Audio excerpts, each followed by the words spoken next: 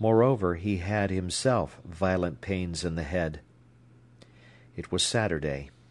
Towards noon he rose, cut himself food in the pantry, ate it with his head dropped, then pulled on his boots and went out, to return at 3 o'clock slightly tipsy and relieved, then once more straight to bed. He rose again at 6 in the evening, had tea, and went straight out. Sunday was the same: bed till noon, the Palmerston Arms till 2:30, dinner and bed, scarcely a word spoken. When Mrs. Morel went upstairs, towards 4 o'clock, to put on her Sunday dress, he was fast asleep. She would have felt sorry for him, if he had once said, "Wife, I'm sorry." But no, he insisted to himself it was her fault, and so he broke himself, so she merely left him alone. There was this deadlock of passion between them, and she was stronger. The family began tea. Sunday was the only day when all sat down to meals together. "Isn't my father going to get up?" asked William. "Let him lie," the mother replied. There was a feeling of misery over all the house. The children breathed the air that was poisoned, and they felt dreary. They were rather disconsolate, did not know what to do, what to play at. Immediately Morel woke, he got straight out of bed. That was characteristic of him all his life. He was all for activity. The prostrated inactivity of 2 mornings was stifling him. It was near 6 o'clock when he got down. This time he entered without hesitation, his wincing sensitiveness having hardened again. He did not care any longer what the family thought or felt. The tea things were on the table. William was reading aloud from The Child's Own. Annie listening and asking eternally, "Why?" Both children hushed into silence as they heard the approaching thud of their father's stockinged feet, and shrank as he entered. Yet he was usually indulgent to them. Morel made the meal alone, brutally. He ate and drank more noisily than he had need. No one spoke to him. The family life withdrew, shrank away, and became hushed as he entered.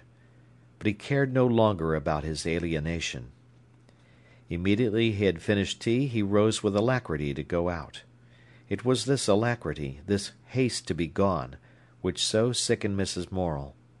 As she heard him sousing heartily in cold water, heard the eager scratch of the steel comb on the side of the bowl as he wetted his hair, she closed her eyes in disgust.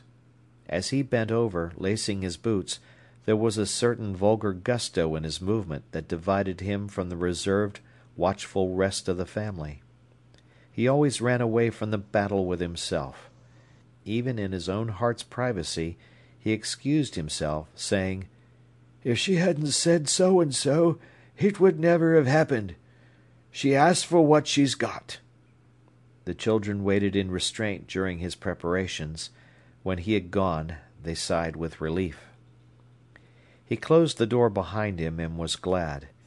It was a rainy evening. The Palmerston would be the cosier. He hastened forward in anticipation.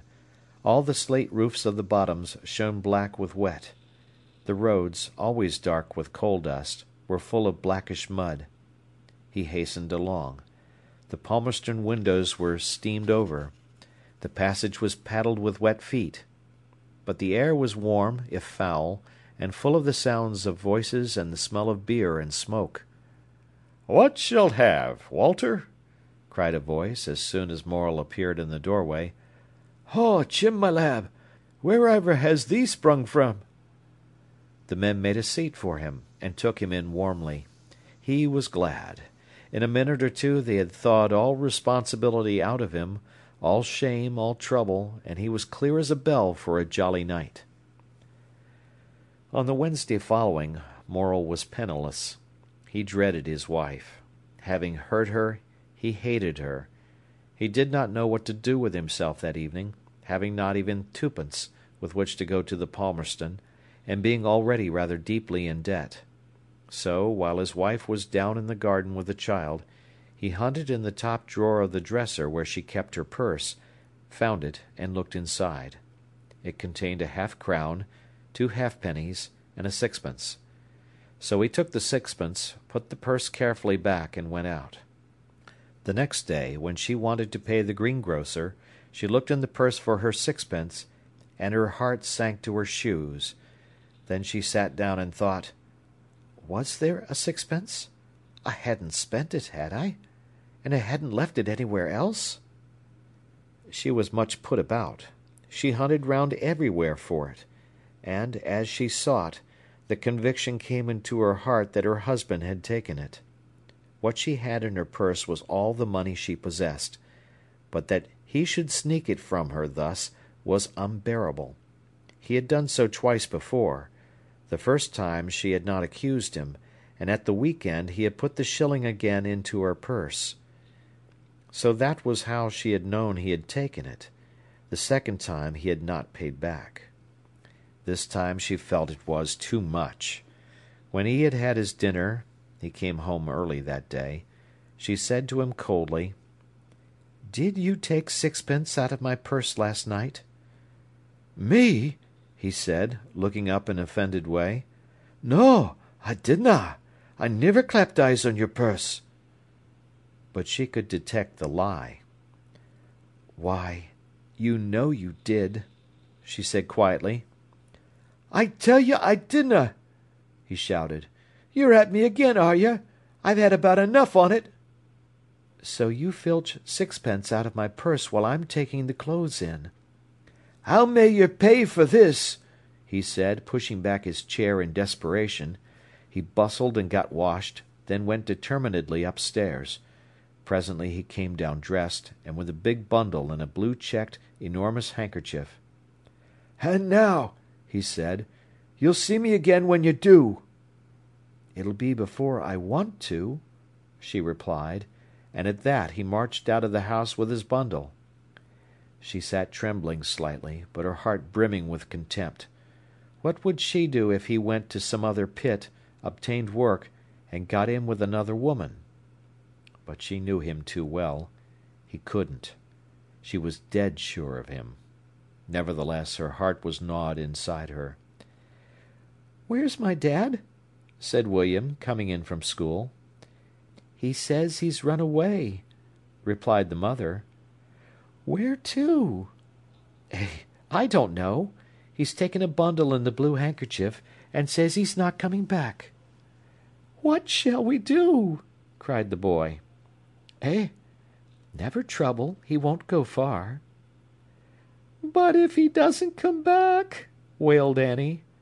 And she and William retired to the sofa and wept. Mrs. Morel sat and laughed. "You pair of gabies!"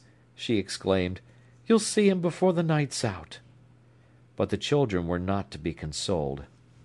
Twilight came on. Mrs. Morel grew anxious from very weariness. One part of her said it would be a relief to see the last of him. Another part fretted because of keeping the children, and inside her, as yet, she could not quite let him go. At the bottom, she knew very well he could not go.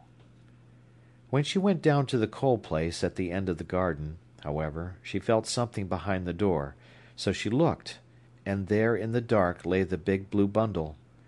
She sat on a piece of coal and laughed. Every time she saw it, so fat and yet so ignominious, slunk into its corner in the dark, with its ends flopping like dejected ears from the knots, she laughed again. She was relieved. Mrs. Morel sat waiting.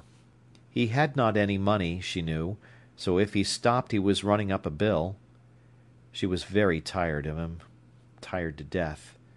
He had not even the courage to carry his bundle beyond the yard end. As she meditated, at about 9 o'clock, he opened the door and came in, slinking and yet sulky. She said not a word. He took off his coat and slunk to his armchair, where he began to take off his boots.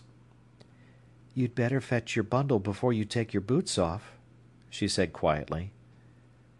"You may thank your stars I've come back tonight," he said, looking up from under his dropped head sulkily, trying to be impressive. "Why, where should you have gone? You daren't even get your parcel out through the yard end," she said.